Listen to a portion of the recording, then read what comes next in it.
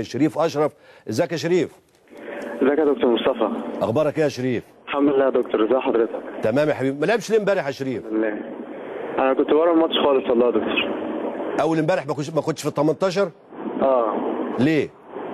ما فيش، من غير سبب والله. انا رجعت من العين السخنه لقيت كابتن حسام خلى كابتن عبد الواحد يجي يقول لي ان انا بره المعسكر، بره الماتش ده. طبعا هو احنا بنبقى بنحترم كلام المدير الفني، لكن انا سمعت بعد المباراه اول امبارح ان شريف اشرف طالب من نادي الزمالك وعاوز يقدم جواب رسمي ان عاوز يمشي من نادي الزمالك. هل انت ما لقيتش نفسك او فرصتك مع فرقه نادي الزمالك؟ والله يا دكتور يعني بسم الله الرحمن الرحيم، في اول الكلام يعني هو لسه ما تقدمتش طلب لحد. انما ان شاء الله انا ناوي يعني باذن الله لما يكون انا الحمد لله عندي اكتر من عرض، وبس خير ربنا الفتره دي بشوف ان شاء الله يعني المحطه الثانيه او اللي جايه فين. بعد كده ان شاء الله هتكلم مع المسؤولين في نادي الزمالك ان انا ان شاء الله يعني ناوي اتكل على الله من النادي، وانا الحمد لله انا قضيت فتره كويسه في النادي.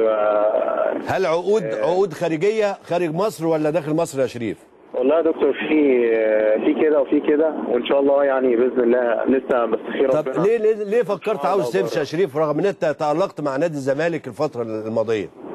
والله يا دكتور يعني الحمد لله الفتره مع نادي الزمالك كانت فتره كويسه قوي الحمد لله. وانا الفتره اللي فاتت خصوصا يعني من ساعه ما الجهاز الفني الجديد بقياده الكابتن حسام مسك، وانا ما خدتش فرصه حتى ان انا العب او يعني انت شايف مع الكابتن حسام حسن مش هتاخد فرصتك؟ لا والله يا دكتور، هو من ساعه ما جه يعني كابتن حسام انا ما خدتش فرصه خالص يعني ما خدتش ولا فرصه. كل الناس تاخد فرص الا انا يعني. انما فعشان كده طبعا يعني انا لازم اشوف يعني حاجه ثانيه غير نادي الزمالك، لان مش هينفع انا اكون لسه صغير في بدايه مرحلتي وقاعد احتياطي بالشكل. انت عقدك مع نادي الزمالك كام سنه يا شريف؟ عادي يخلص السنه الجايه يا دكتور ان شاء الله. يعني السنه اللي جايه 4 سنين فات منهم 3 وباقي سنه واحده. وانت بتتفرج على مباراه الاهلي والزمالك يوم الاربعاء الماضي، انت شفت نادي الزمالك اول ربع ساعه متفوق وكسبان 1-0 ومره واحده انهار الفريق. انت من وجهه نظرك كنت بتتفرج على الفرقه، ايه السبب؟ والله يا دكتور يعني انا عايز اقول لحضرتك يعني ان في ناس مظلومه يعني في ناس لعيبه مظلومه يعني؟ في لعيبه مظلومه. زي مين؟ والله يا دكتور يعني هقول واحد بس، يعني انا هقول واحد او اثنين يعني وهم يعني مثال كبير قوي، احمد مجدي وهاني سعيد. يعني احمد مجدي ده الراجل كان ماشي رقم 1 في كل وجود المدربين من ساعه ما جه نادي الزمالك. كل المدربين بيطلعوا، الراجل النهارده بيطلع بره السور برضه بغرابه شديده يعني. وهاني سعيد كذلك لعيب كبير ليبرو منتخب مصر، برضه ما بيلاقيش مكانه في الفرقه. عادي ممكن تحصل يعني، انما برضه هم مظلومين شويه يعني فنيا. نعم، لكن انا بس عاوز اقول لك على حاجه شريف، انت زي ابني وفي نفس الوقت انت لعيب كوره كويس قوي، ويمكن كان معانا الكابتن عبد عبد الشافي وبيقول لي انت كنت متالق في الناشئين وتالقت مع نادي الزمالك لما رحت نادي الزمالك في صفوف الفريق الاول، ومش عاوزك تستعجل في قرارك عشان ما لعبتش ماتش او ماتشين او اتشلت من 18. لا والله يا دكتور هي مش ماتش او ماتشين يا دكتور، والله ده هو دور كامل يعني. الدور الثاني كله ومن قبل ما الدور الثاني يبتدي كمان يعني 4-5 ماتشات. ما يمكن انت مقصر في التدريب شويه يا شريف خالص والله يا دكتور يعني. هل منتظم في التدريب يعني وبتروح النادي مع الفرقه يوميا؟ عمري ما اتاخرت الحمد لله، عمري ما عملت مشكله، عمري ما اتاخرت على تمرين، عمري ما عملت مشكله مع حد من زمايلي ولا مشكله مع حد من الجهاز الفني. الحمد لله محترم نفسي تماما وعارف حدودي كويس كلاعب كوره محترف، وعلى قد امكاني يعني على قد ما ربنا بيديني مجهود بطلع سواء في تمرين او ماتشات او حتى الماتشات الوديه. شريف هل انت ما عملتش مشكله طول السنه الحمد لله. طيب هل انت فكرت هتروح اي نادي في مصر هنا؟ في نادي معين انت فكرت فيه؟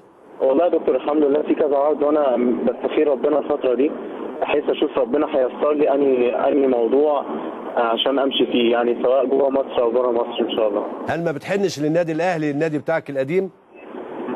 والله الشرف لاي حد طبعا ان هو يعني يلعب للنادي الاهلي، والنادي الاهلي هو اللي رباني هو اللي عملني كلاعب كوره. ويعني انا لو يعني تقريبا مش هينفع اخرج من نادي الزمالك على النادي الاهلي على طول يعني، او يعني مستحيل طبعا. لا الناديين كبار، اي حد يتمنى يلعب فيهم طبعا يعني. لا وانا بالنسبه كلاعب في نادي الزمالك ما ينفعش اخرج من نادي الزمالك دايركت على النادي الاهلي، لازم يكون في محطه ثانيه يعني على الاقل يعني. انما انا ناوي ان شاء الله يعني باذن الله اثبت وجودي في اي حته العب فيها ايا كانت هي فين، سواء في مصر او بره مصر. بعد كده ان شاء الله بقى يبقى نشوف يعني. لو النادي الاهلي النادي بتاعي القديم لو كان طلبني، ونادي الزمالك طبعا نادي له فضل عليا كبير جدا، هو اللي يعتبر هو اللي صنع كل يعني. لكن انت اخذت قرارك مش هتكمل مع نادي الزمالك؟ يعني انا بشكل كبير يعني بنسبه 99% ان شاء الله مش هكمل في وجود يعني الجهاز الفني الحالي، لان انا ما خدتش فرصه من ساعه ما الجهاز ده مسك. طيب انا تقبل مني النصيحه يا شريف؟ اكيد طبعا، اكيد طبعا. طيب انا عايزك الاول تقعد مع الكابتن حسام حسن وتشوف هو ايه وبيفكر ازاي، وانت هتقعد لما تقعد معاه هيوضح لك الصوره قبل ما تاخد اي قرار، وقبل ما تقدم لمجلس الاداره، وقبل ما تعمل اي حاجه، لان حسام حسن يهمه في المقام الاول برضه مصلحتك ومصلحه النادي، فما تدخلش حد بينك وبين الكابتن حسام. اقعد معاه وشوف هو بيفكر في ايه، وقول له على طلباتك وخد منه، وفي النهايه هتطلع بحاجه كويسه. واتمنى لك التوفيق، انت لعيب كويس ولعيب خامه كويسه ومشروع لعيب كويس، فاتمنى لك التوفيق يا شريف، ونشوفك في احسن حال، ونشوفك في منتخب مصر ان شاء الله. ربنا يخليك يا دكتور. والله وانا كنت قعدت مع كابتن حسام بن الدورين، كان شرح لي وجهه نظره ان يعني ان الناس اللي موجوده ما فيش حد فيهم مميز عن الثاني، سواء انا او المهاجمين اللي كانوا موجودين. قال لي انك انت مجرد ما تتمرن كويس وتشد حيلك وتاخد فرصتك وتبقى كويس هتلعب. والكلام ده برضه يعني ما حصلش يعني، لان انا فضلت فتره كبيره. هي ظروف الفريق الفتره اللي فاتت، معلش بس استحمل واقعد معاه يعني. انا بقول لك كنصيحه كأب. طبعا. وانا عارف ان حسام هيتكلم معاك بصوره واضحه وبوضوح، وربنا يوفقك ان شاء الله يا شريف. ربنا يخليك يا دكتور. ميرسي. بالتوفيق يا شريف ان شاء الله، ونشوفك كده وانت نجم متألق. ربنا يخليك يا دكتور. بالتوفيق يا شريف. رأيك